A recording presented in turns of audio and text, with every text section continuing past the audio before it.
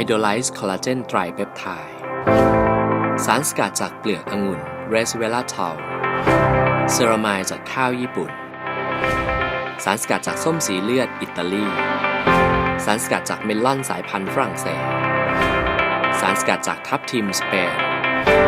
สารสกัดจากส้มซัตสึมะญี่ปุ่น Peach Powder สารสกัดจากผลกุหลาบป่าเราคัดสรรสารสกัดเกรดพรีเมียมที่มีงานวิจัยทางคลินิกและได้รับรางวัลการันตีจากทั่วทุกมุมโลกมากถึง36ชนิดมารวบรวมไว้ในบูม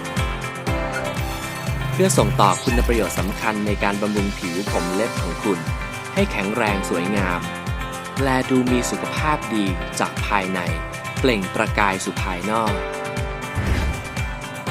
บูมได้นำเสนอสารอาหารเหล่านี้ในรูปของผลิตภัณฑ์เสริมอาหารแบบผงชงดื่มที่ให้กลิ่นหอมละมุนเป็นเอกลักษณ์เฉพาะตัวพร้อมด้วยรสสัมผัสที่ยอดเยี่ยมหวานอมเปรี้ยวแบบผลไม้ตามธรรมชาติ